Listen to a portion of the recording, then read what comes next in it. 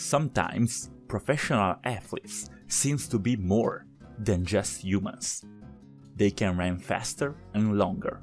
They have abnormal strength. Their mind toughness is off the chart. But there's a fight that even them can't win. The one against time. They can train, exercise, live an healthy life, but eventually they will get old. It's a script. You peak at around 26, 30, and then your body, your fleshiness, your stamina just won't be the same. But even if every athlete age, they don't do it in the same way. There are a lot of different situations, skill set, different approaches to an older body.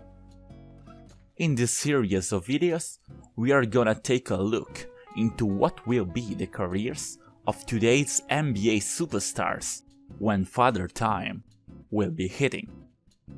But first, we need to understand how past NBA players were performing as they got older, in order to have an idea about what it's like to age in the NBA. So, what's the method? It's fairly simple, to be honest. I took the Bleachers Report ranking of the top 25 NBA players of all time, cut off the ones who are still in the league, and then I charted all their stats. I used 3 parameters. The first is production, which combines point, rebounds, assists, and field goal. It's not a good way to confront players, but it can be useful if you want to look at the difference in production of a same player in different years of his career.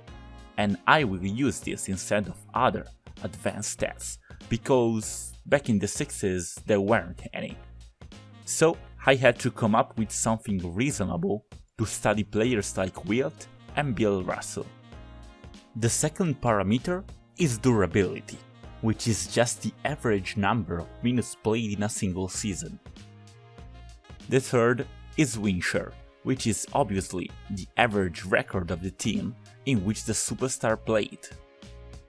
I proceeded to calculate all these parameters using as a marker the age 32, which is often considered to be the last year of a player's prime.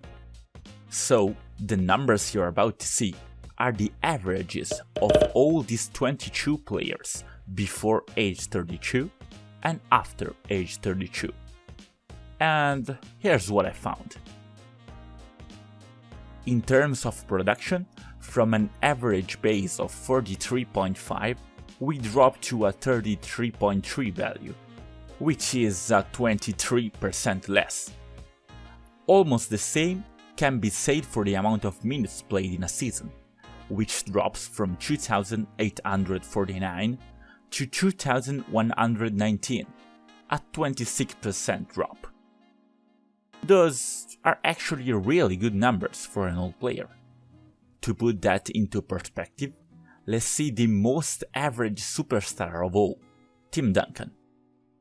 He averaged 21, 11 and 3 until he was 32, and then he proceeded to average 15, 9 and 3 for the remaining of his career, while playing still more than 2,000 minutes per season, which is not half bad, considering the fact that Tim Duncan was still a key factor in the 2014 Spurs NBA title.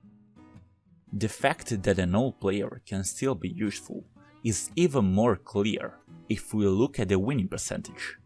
As you can see, the average drop in win share is just 2.5%. So, we have established that it's usually good to have a star in your team, even if he is not in his prime anymore. But not all the superstars are created equal, and some have seen more success than the others. So, I schematized the possibility of an NBA player getting old by identifying 5 types of all superstars. First, the I won't get old. This type of players sees a minor reduction in his productivity, minutes, and winning percentage. Of course, he is not as productive as in the past, but he can still be really good, and best of all, he continues to play a lot of minutes. Representative of this category are Michael Jordan, Bill Russell, and Karl Malone. They're slowly fading away. As you can see by the numbers, those are the players who get old in the most predictable way. All the parameters go down constantly, but slowly, transforming their game from superstar status to just good starters. They have long and durable careers that usually ends with a farewell tour. Guys in this category are NBA legends like Kareem Abdul-Jabbar, Duncan, Nowitzki, and Wade. The fall of the cliff. Those are the players that nobody wants to become. In their last years, their body just can't help it, and they lose all their superstar value. Lower protection, lower effort, lower durability. Not only that, but they also end up in bad teams with horrible records that cause a drop in their winning percentage. The players who had those unfortunate last years are Shaq, Garnett, Moses Malone, and Scottie Pippen. Next, we have the old and wise. Like the previous category, these players lost a good part of their game, and they are not able to produce on the same level as before. But, nonetheless, their teams see a lot of success. A lot more than before, actually. There are different reasons for each and every one, but the raising win share is pretty clear. Good examples are Oscar Robertson, Elgin Baylor, Jerry West, and David Robinson. And last, the fuck you, I'm still better than you. Those are very rare players, and this is maybe a good thing. This superstar deals with injury late in his career, and consequently, he sees his playing time diminished a lot. Despite that, his overall production remains almost stable. However, the same can't be said about his winning percentage. Now, that's a drop. Those players are people like our beloved Kobe, Charles Barkley, and Larry Bird. So, who's your favorite NBA superstar? What type of player will he become once he gets older? Let me know in the comment section.